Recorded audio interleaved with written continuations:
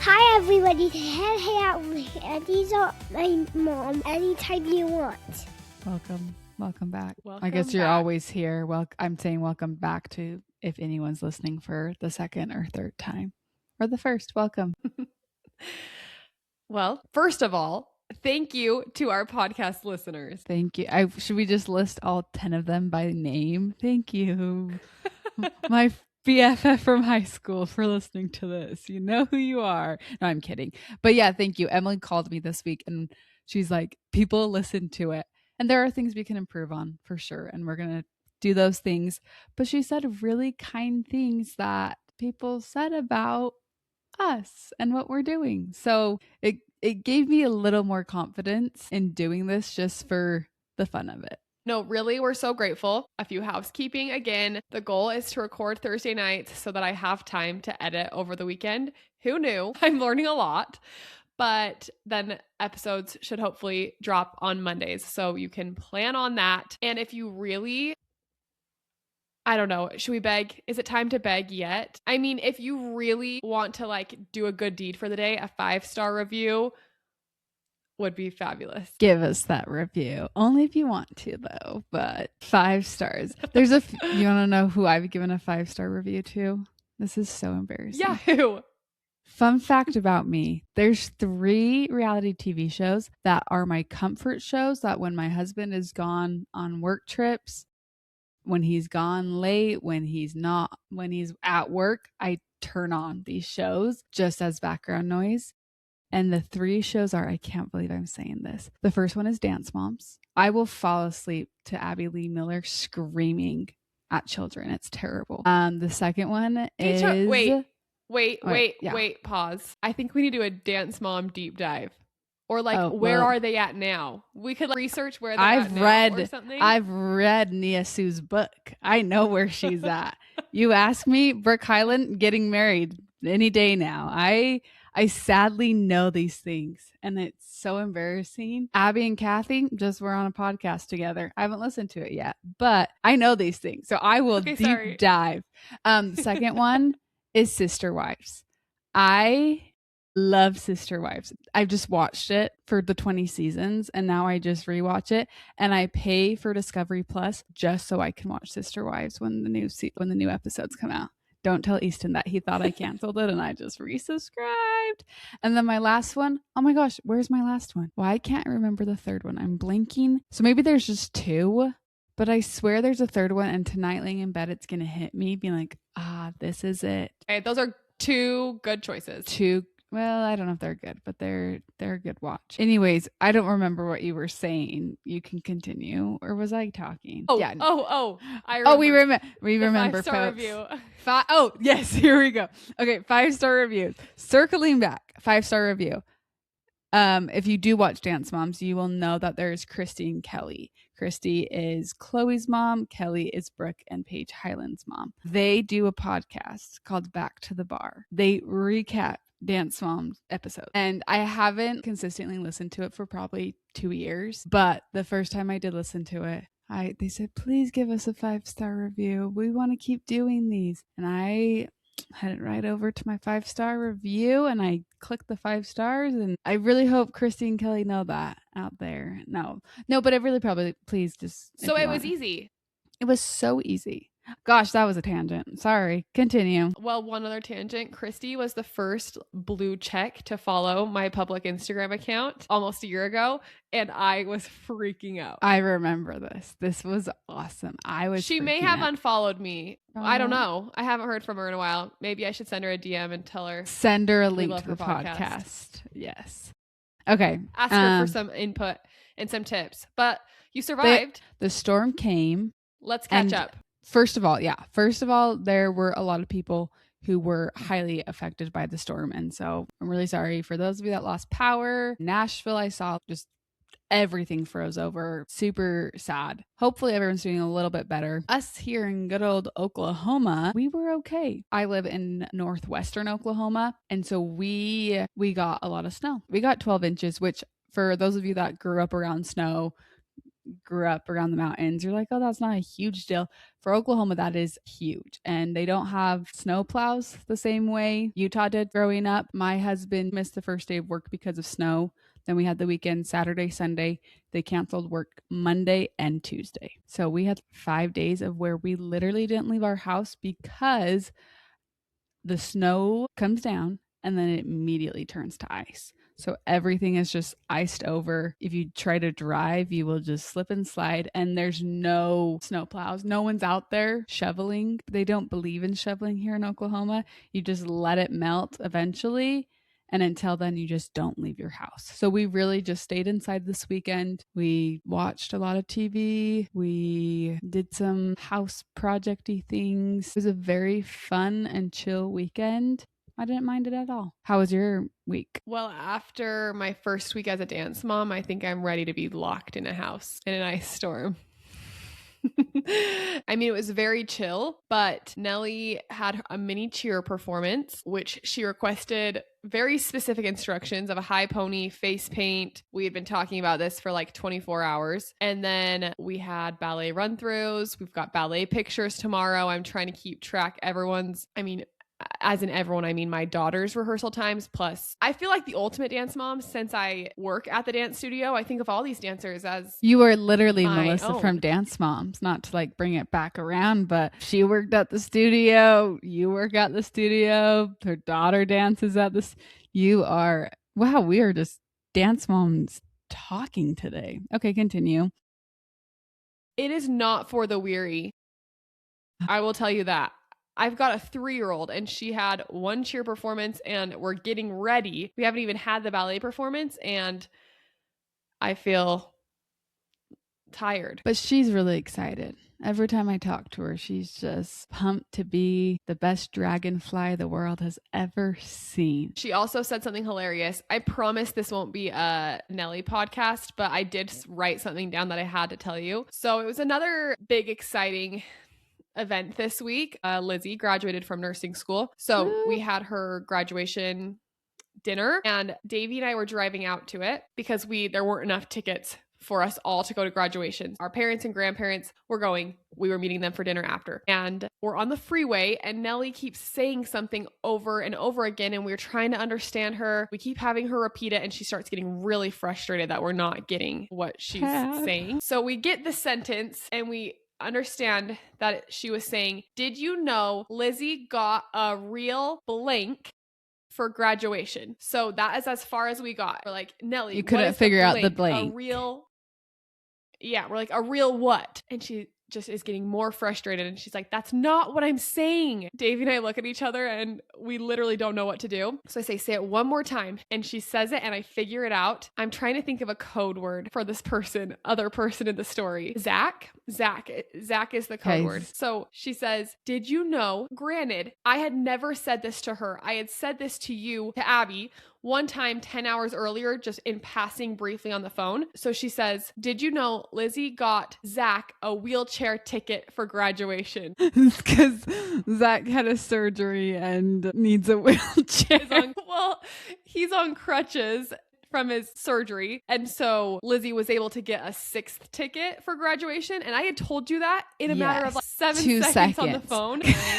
That's all funny. that to say, she's always listening to me. I have to be really careful. Yeah. She remembers One everything. day I'm sure she'll be listening to this podcast and say, remember when you said this, Mom? Let's keep it a little lighter because we have a deeper topic to get into a little later. My last thing from the week, a discovery. Did you know you can shop TJ Maxx online? I did not know this until I saw you doing it. And I think it's a great idea. I have to say, living out in the middle of nowhere, we have a great TJ Maxx out here. I would not say the same for where I grew up in Utah. It was very picked over and had random things. Here, I don't know if I'm just deprived of other stores or if it's really that great, but the things you were showing that you had found on online TJ Maxx, they were top notch. They were better than anything I had seen in stores. Might be my new There place are a to few check. tricks to it.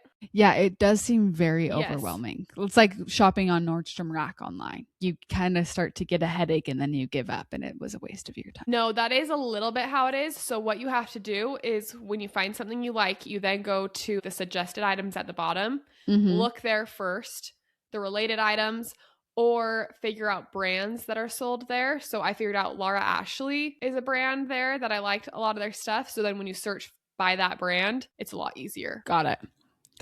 Well, cool. But I'm anyway, gonna what do check you it have going out. on? I'm gonna say this as short and quick as possible. I am moving, but for 8 months, I'm moving out of Oklahoma. So, long story short, because it can get confusing, my husband and I moved to Oklahoma so my husband could train through the Air Force to become a pilot. And after the 1.5 years of training, then they assign you a plane based on how you did in the program, and then you leave Oklahoma to a new place. You might go out of the country, you might go back east, and then you get assigned an aircraft or a plane, and you're just on your merry way. And it's kind of like your training's over. And so for the past 1.5 years, we just kept thinking Oklahoma is temporary. It's all good. At the beginning of this month, we had our assignment night, and Easton was assigned to stay at this base that we're currently For at. how long?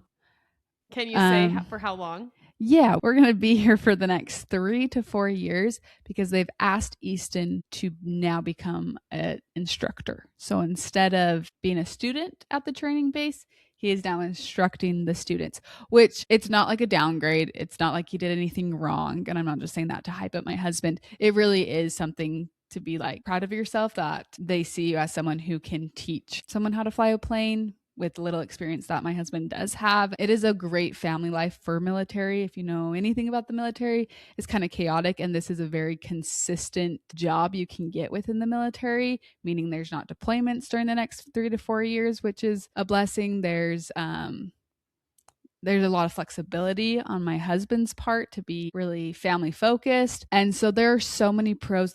He'll get a ton of flight hours, which is really good when we want to fly the airlines here, hopefully in a few years. But it was just a shock. And we were just really excited for the next adventure. And now we're staying in Oklahoma and in the town that we live in, but we're watching all of our friends leave. I said this was going to be short, and it's not short. Anyways, we're moving to Utah for 3 months because we have some baby leave. The good news. Yes. I apologize on this episode because there's a little bit of a lag, but after next week, we'll be recording a lot of podcasts in person. Yes, there will be no lagging, no awkward pauses, and it will just be so fun. Parental leave, baby leave. We didn't touch it when my daughter was born back in May because of the training my husband was in. So now they're giving it to us. So we're going to go use 3 months of it, move to Utah, put all of our stuff in storage here in Oklahoma, have some time with family in Utah, and then in May, we're going to head down to San Antonio so my husband can train to learn how to be an instructor. But with that, I'm going to be bouncing back and forth between Utah and Texas until probably close to the end of the year. So I am currently packing up my house to put into storage and then packing about 3 suitcases for me and my daughter to live out of for the next year, which I've cried about, but we're just not going to go there. I'm just accepting it's chaotic and there's nothing I'm going to change about it. So that's what I have this week is we are packing up our entire house, putting things in storage. I have a fear. Because this is a good tip. Yeah, this is a tip if you're moving or putting stuff in storage.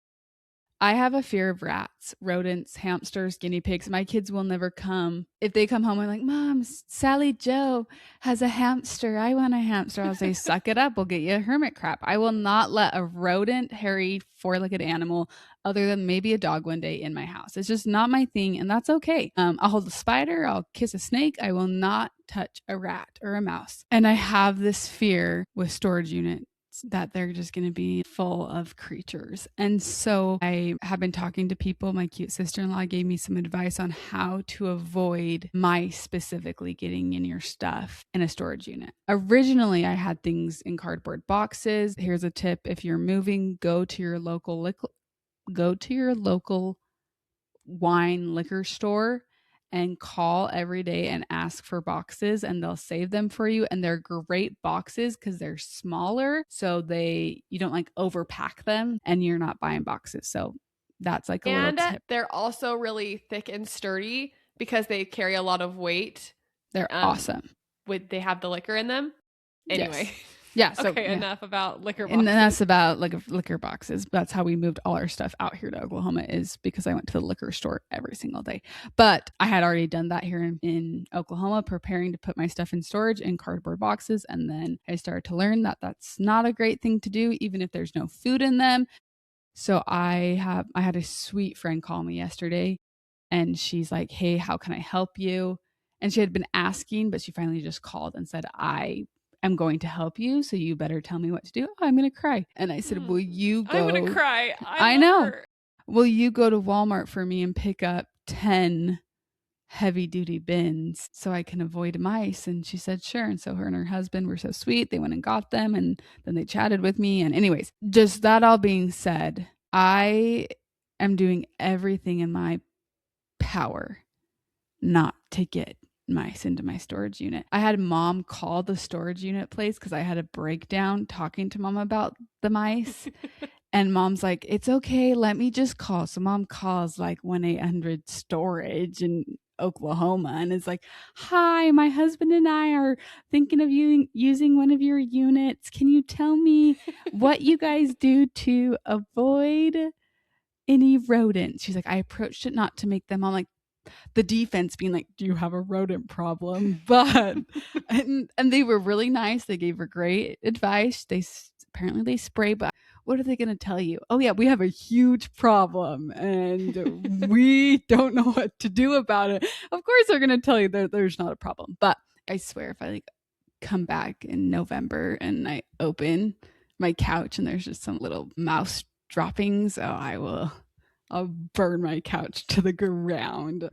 Okay, long story, not so short. Emily, I am done talking for the rest of this episode. Take it away. What are you doing this weekend? Please. I have one question that involves my weekend plans. Can't wait. What would you drive 10 hours for, and then you spend 4 hours doing that activity, and then you immediately drive 10 hours home? What would you drive 20 hours for? I can't think of anything really. I could think of one thing I would do that for. Well, I would do that for my like to go see family. A Taylor Swift concert is all I could think of. Yeah, or all the hype around Harry Styles concert right now. I maybe would pull that one off. That would be pretty awesome. Hillary Duff is touring. Maybe I would pull that stunt. But I can't really truly think what would be worth 20 hours. Why do you ask? Yeah, so this weekend is going to involve a lot of mommy-daughter time because my husband has this habit of driving ridiculous amounts of hours to play golf. And he's a really sweet husband because he tries to make sure he's not gone a lot of time. So he'll leave at 7 a.m. and then drive for 10, 11 hours, then go to sleep, play first thing in the morning golf, like at 8 a.m. tee time, 18 holes, and then get in the car from the golf course and drive home. So that's what Andrew's doing, literally on a whim. That is dedication. He loves the game of golf. For 18 holes. He's driving to Arizona for 18 holes of golf. Yeah, that's a little bizarre. It's a little bit, but he's always really sweet in that, yeah, he tries to make it quick. He'll often drive down and back, of course, to St. George in the same day. But I always remind him that when he does these kind of things, Nellie and I spend equal amount of money that he spent on the round of golf and the gas money and the food. So me and Nellie are going to be eating out. We're going to go get your home goods done, do something fun. I do have to admit, Andrew, we'll be FaceTiming on our entire family group chat, and then Andrew will hop in and drop some like, hey, Emily, in front of all of us. And I don't know if he thinks it like will soften the blow, but then it just makes me feel like I'm a part of a conversation I should not be a part of. It makes me laugh. His approach is awesome. We love Andrew. He's like a brother. I know. He's the best. So, because he would drive 10 hours. He would drive 10 hours to help one of us out. What a guy. That's true. That's true. And let me de-influence you.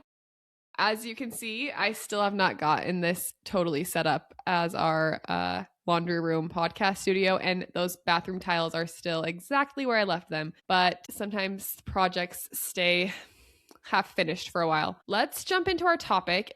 It's going to be a little bit of a sharp left. This is a different topic than maybe we will usually do or that we have done so far. I want to give a disclaimer, maybe a trigger warning, but we wanted to talk about it because first, I think there's some important messages to talk about. We're going to talk about the Elizabeth Smart documentary, and I want to say up front, this happened. I cannot believe it happened when we were 7 and 5, a long time ago in 2002, I believe. Yes.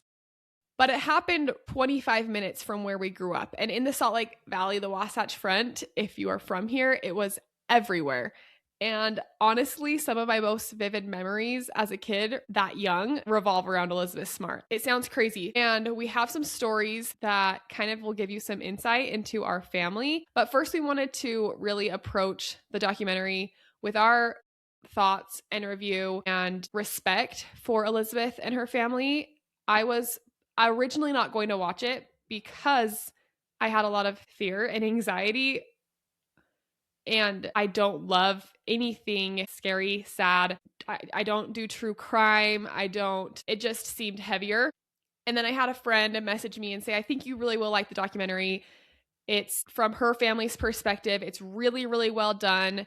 It did not make me more anxious as a mom. If anything, it made me realize how rare that kidnapping was, and also gave me a lot of respect for Elizabeth and her family. So that's our disclaimer. We will tell a few of our personal stories at the end. No, you said it perfectly. There's one story that it's sometimes hard not to giggle when we say it because I still can't believe our mom made us do that. But after we'll get watching there. the documentary, yeah, we'll get there. Give us, Abby, a recap a little bit if people aren't familiar. Yes. I was 5. I don't remember a lot. So this documentary was really helpful for me to understand and interesting because I recognize all these places in Salt Lake City. I had heard stories, but I think my parents also didn't want to freak us out. So as we got older and Elizabeth Smart specifically being in Utah is still brought up. She went on a mission. Oh, she did this. Like the news still talks about her very frequently. I knew bits and pieces, but then stories get twisted. And so I thought it did a really good job of saying, this is what happened. And this is what happened from the perspective of the family. And there were still some law enforcement in there, some detectives, but my husband and I do watch quite a bit of true crime, or we'll listen to Dateline every once in a while. And sometimes it's so detective heavy that I want to hear what the little brother was thinking, which clearly maybe that little brother didn't want to talk about whatever happened, but it feels so not sterile, but just businessy. I don't even know if that's the right word. And bringing in the family. I think Kidnapped, you're right. They did a really good job at conveying emotion along with the plot and the storyline and the facts. Even the detectives were talking about how they felt at the time. Yes. Mm-hmm. Yeah, totally. Yeah. Because one of the detectives, I really liked that about it. Yeah, eventually Ghost has to leave the case, and he still felt emotionally involved. But I love that aspect that the uncle got on there, even though the uncle to the media at the beginning was not shown in a great light and said some pretty outrageous things, but he still showed up for this documentary. And I clearly don't know the relationship between Elizabeth Smart and her uncle, and we don't know what their inner life looks like. But the fact he showed up for this documentary knowing things he said were outrageous and not very well received did put into light they care about each other. He wanted the best for his niece. And I'm not explaining the details behind Elizabeth Smart. So if you don't know anything about her, she was kidnapped when she was 14. Her captor took her from her bedroom, and she was sharing a room with her little sister who was 9 at the time. They went up into the foothills behind where she lived, and I will talk a little bit more about things I've learned about that.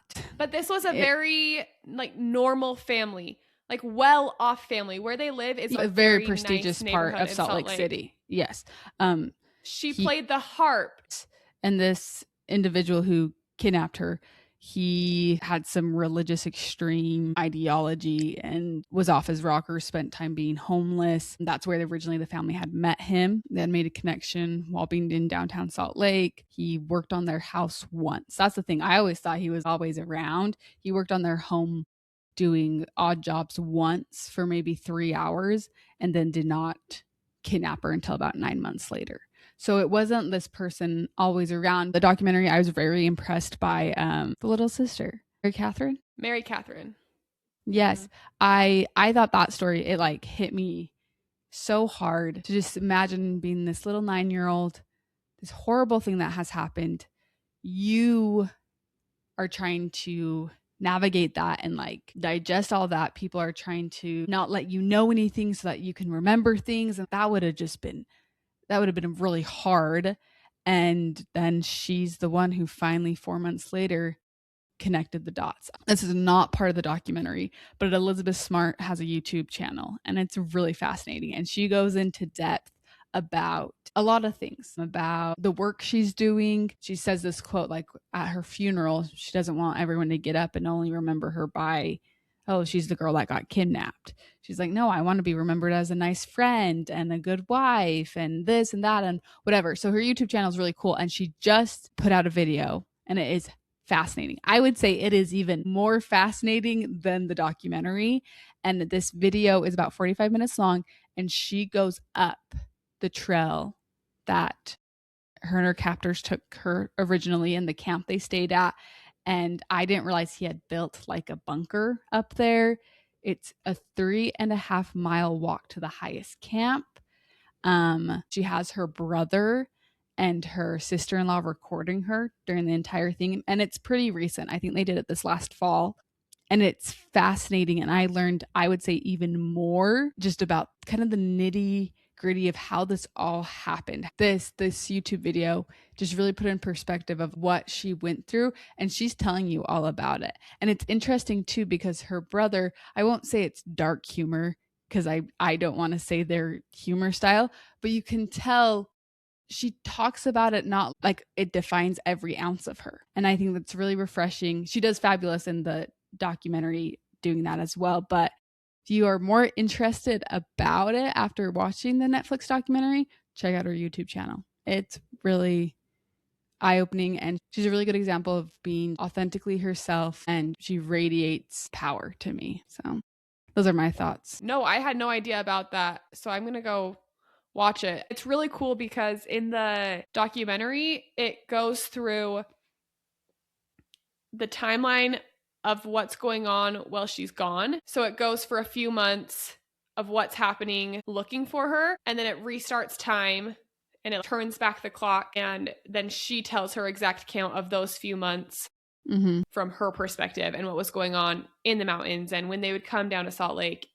And then it goes back and it fast forwards to where we left off with the search party. And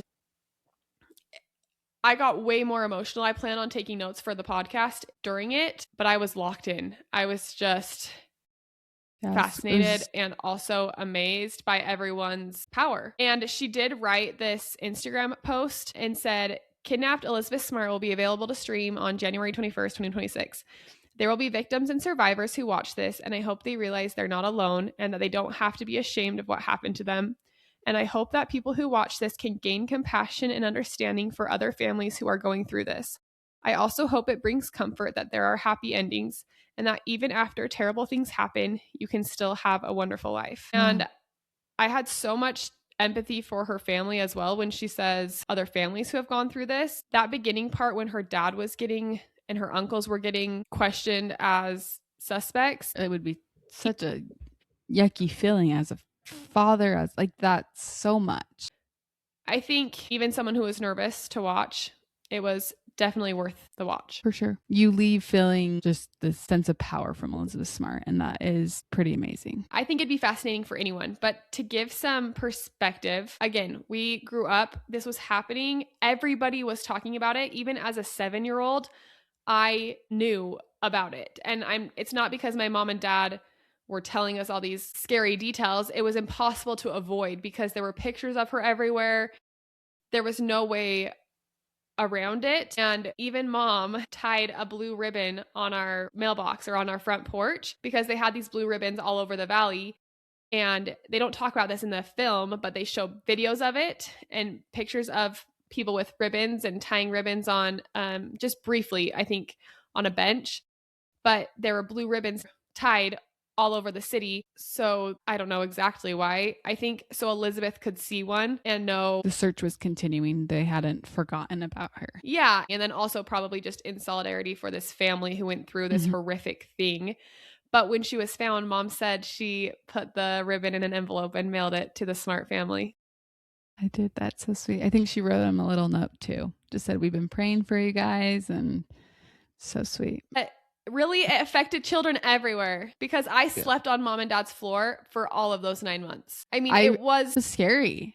And Andrew and I, like, we weren't friends. We didn't know each other. Yeah. And when we met and talked about our childhood, we find out that we both slept on our mom's floor for months on end at the exact same time period. Crazy.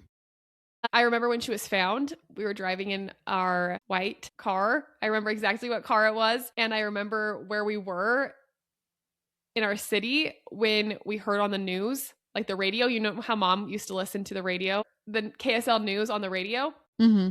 I remember exactly where she pulled over and made us all fold our arms and pray in gratitude. And she was bawling as she said this prayer that she was found. So cool. If you can't tell, our mom is a very selfless person. And there is one story that we tease our mom about. And it's not to make light of the situation. We just tease our mom because our moms even said, yeah, that probably wasn't like the best move. Do you want to tell it or do you want me to? You go for it. Because you were 5. I cannot believe this. I'm not joking you. This is my first core memory. And that's why I feel like I can share it. We grew up with a very awesome mom. Well, she still is awesome. But she's talked about service. We were always serving, telling us to help our neighbor. As the stories Emily has told, you can kind of get a gist of who our mom is. And we love her. We had these really good family friends that lived down the street from us. And their mom and our mom was good. They were good buddies, and we would go to the park with these friends. We'd go on hikes with these friends, and my mom's friends' kids were the same age as Emily and I. And so Emily's 7 and the 2 other kids were like 6, and then I was 5 and the other kid was 5. And so one day my mom tells Emily and I really remember this. This is one of the first things I've ever remembered. My mom tells Emily and I, hey, you're going up to this park, and this park is just right above our house, and the back side of the park is the mountain. It's the foothills. The foothills. Super normal. So we're like, great. We get up to the park, and we are then instructed to hop the fence of the back side of the park because we are going to look for Elizabeth Smart. And I remember just being like, what is my mom thinking that we're just walking around looking for a girl that's kidnapped? And I think that's probably where our fear began. I remember walking around and just yelling over and over again, Elizabeth. Yeah, and my mom, she denied it for so long, and then lately she's like, okay, I might have done it, but it's because my mom. It's because everyone cared so much, and we had adults. Yeah, I think it goes to show how the community was really rallying around the family. Yes, in the documentary, it talks about how she was probably one of the most prayed for girls ever because there were just everybody rallied. I'm sure there was other families who have a similar story to ours because everyone was just looking for her. She had one more Instagram post that she posted 3 days ago, and we can finish by I'll share what she wrote. She said, I'm so very deeply humbled by the world's response to the Netflix documentary. I have never imagined this could be my life. When I was a child, before I was kidnapped, I didn't think I was anyone different or remarkable. And truthfully, I do feel the same way now. Through this whole experience, I'm so grateful not only for the prayers and efforts made on my behalf, but also for the empathy and compassion it taught me that I doubt I could learn any other way. I'm grateful for the survivors of abuse, sexual violence, and kidnapping who found the courage to share their stories before me and after. There is vulnerability anytime you open up and share your story, which can be absolutely terrifying. However, I'm proud I did it. Thank you to everyone, and God bless you. And, oh no, I feel like I'm going to cry. I do think she just shares this important message about the power of vulnerability and sharing our experiences, because she couldn't have gotten through what she did without other people sharing their stories. And you might have a story to share that's going to help someone get through this life. Anyway, on a final note, our Q&A question of the week. I thought we might want to end with something a little lighter. So this one is... I went through the Q&A questions and I was reading them to Mom and Lizzie. And when I asked this one, this question was written in all caps. And I think it is a very important question. But when I was reading them to Mom and Lizzie, they kind of were giggling at this one. And I thought it was totally normal. I thought it was a very valid question to ask because it is something that I admittedly personally struggle with. But the question is how to smell clean and luscious all day, in all caps. So probably more like, how are we smelling clean and luscious all day? Well, sometimes you just Do you have any don't. advice? No, I didn't wear deodorant today all day, but I also didn't leave my house. So I know you have good advice. And you didn't get a rash. Can you wear deodorant? You guys, I am everyone knows this about me that knows me, and it's like my personality, but I am allergic to deodorant. I'm allergic to aluminum. I can't even say the word. Please say it for me. Will you please say it? Just try. Aluminum. Yep, that's the word. I'm allergic to it. So if you've seen Native, Native, the brand that everyone sees, it pops up on your Instagram. I would have to order Native deodorant when I was 12 years old from the Native website when they only had the warm vanilla flavor, and it would dye all my clothes yellow, the armpits. All my clothes. Lizzie would not share an ounce of clothing with me because she's like, you smell and you dye my clothes. Luckily, everyone doesn't want chemicals in their deodorant, so there's lots of options nowadays. This is my tip. What's your favorite? What's your favorite deodorant? Well, I love like the bougie salts and stone one, but I don't always have $16 to drop on deodorant. So that's just me being honest. So consistently, there's the secret, the powder fresh. I sound like my dad because that's what my dad used. But I just use something that smells like deodorant, and I'm okay with that because I just don't want to smell like aluminum BO. free. Yes, it's aluminum free. I just can't say that word. So. Okay. What's your other tip? My other tip is, and I'm not perfect at this, but I have gotten a lot better. And some people will be like, no, duh, you should do that every day, twice a day. But I think a shower at night, Emily's laughing because Emily never showers. I'm just kidding. You can cut that out. Keep it in. It's the truth. People do bubble baths. I love a bubble bath, but I love a bubble shower. Like you just lather yourself up with any type of body wash. I'm not married to any. Sometimes I love a vanilla scent. You just want to have every inch of you covered in a good old shower gel. And then I do love a lotion. And I will say buying like more pricey perfumes instead of like my Bath and Body Works spray I would use in high school, it does make a difference. It does last a little longer. It feels more mature. But that's not always in my budget to be like having a Valentino perfume sitting there ready to use all the time. So I would just say like whatever you think smells good, buy it and use it. And you've got some good ones. No, though. that's really good. I like one of yours and I'm not going to steal it. So I'm going to have you say it because it's true. Your hair always smells good. Your hair always smells good at night. Yeah, that's the one I think that made the biggest difference. I've noticed when I wash my hair and fix my hair and use products, like the right products. And I love the Kenra blow dry spray and the Day styling cream. Those both smell really good. Yeah. And I noticed that whenever I wash my hair and style it with my products, Andrew will be like, you smell so good. And it's really just my hair and it will last. It's so true because when you go to the salon and you get your hair done, then you're sniffing your hair all the time at the salon and you're like, wow, this smells good. So exactly. You did it at home. I think that is one thing. I waited until my late 20s to buy salon worthy hair products, and they have been totally worth it for me for not just the smell, but for my hair health and the look and the feel of it. I love the Necessaire lotion, which is a pricier lotion, but that smells stronger than any of my perfume and lasts longer than any of my perfume. I'm trying to find a favorite perfume. I really like the Rare Beauty one. You gave me a little sample of it and I have been using it, and I love the smell. But what also stays really well is the Sol de Janeiro. And I like to buy those in the mini. This is another tip. Buy the Sol de Janeiro scents, whichever is your favorite. Those last a long time. And buy them in the mini so that you can have them in a purse. So that way, when you're running errands, you have something small in your purse that you can spritz on. Yeah. So there you go. There are tips on smelling. Or you can just do what I did in high school is I drenched myself in any body spray I could find, and I'd walk upstairs and my mom would be like, "Oh my gosh, you smell way too much like perfume." But I didn't care because then by the time I got home, I just had a little whiff of it. Sometimes I still do that, and I probably give people headaches at church or the grocery store, but I don't want to smell like better BO. that than being the stinky girl. Yeah, which I've been that before. Anyway. And so I probably am working really hard not to be the stinky girl probably a little bit anymore.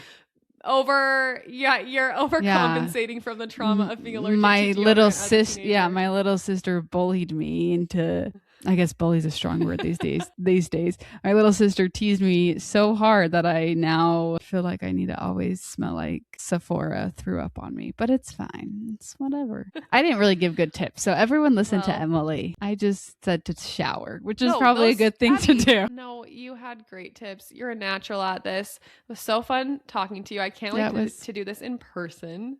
I know. It will be so much. It will be better. I'm freaking out. I can't wait. Utah Abby's going to be back. Woohoo. That was really fun. It was a little bit more of a serious topic, but I mean, we did throw in some lighter fare in there as well. I mean, I guess I'll talk to you tomorrow. Yeah, see you tomorrow. Talk to you tomorrow. Okay, thanks for listening. Bye. Love you.